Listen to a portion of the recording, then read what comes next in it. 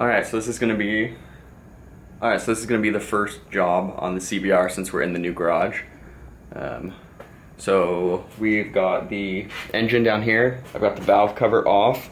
We're going to inspect the valves and then do an adjustment potentially. I have the manual right here on the computer.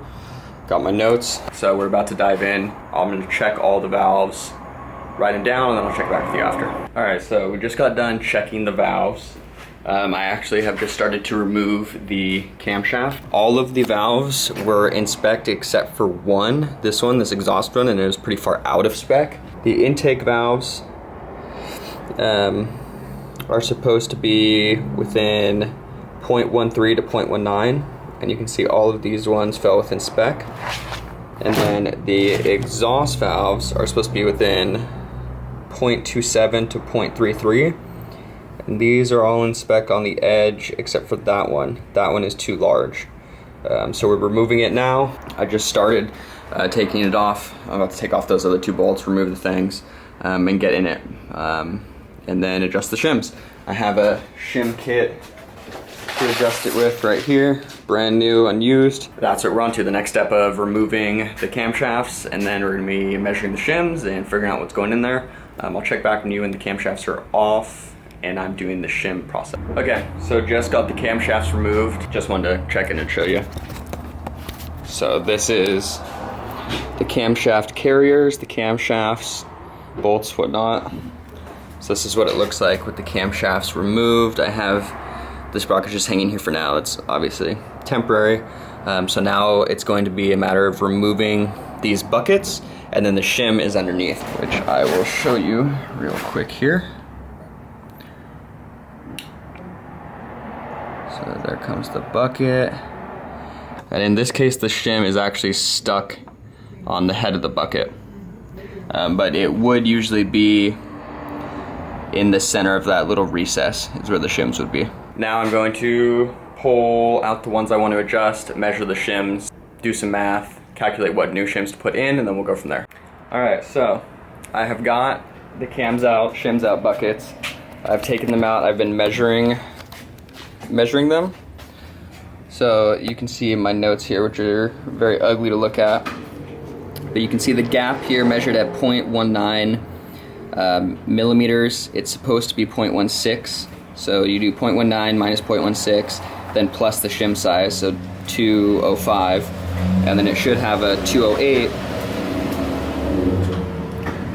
So then you would put in a 208 shim to get it back down to 0.16. So I've been going through and swapping them out for the ones that I have, but I'm one shim short to make it happen.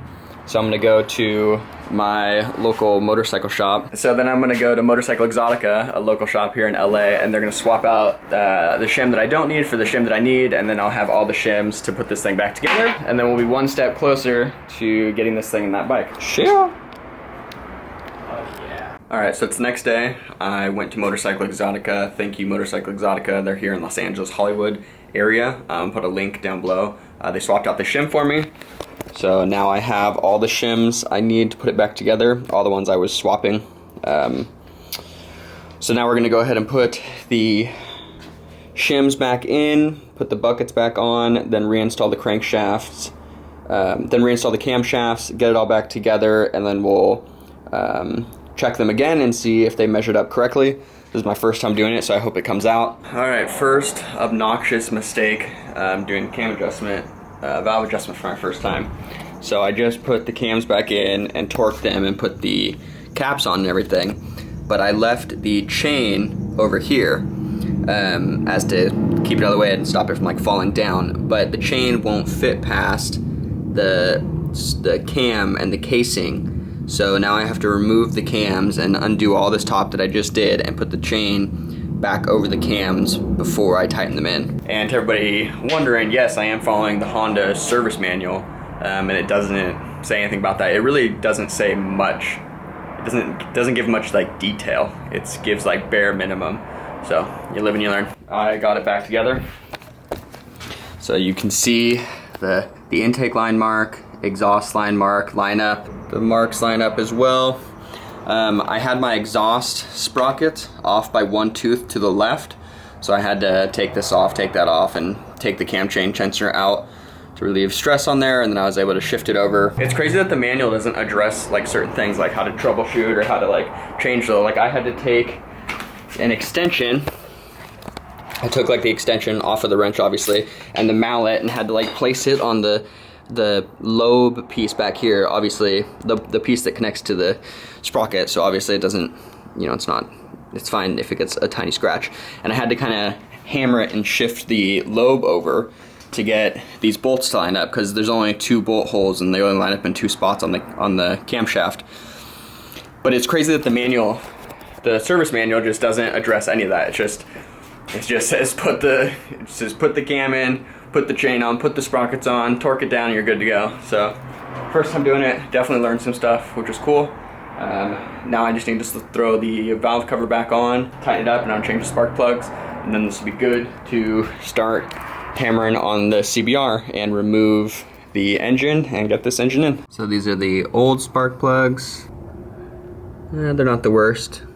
And then we're gonna get some freshies in there.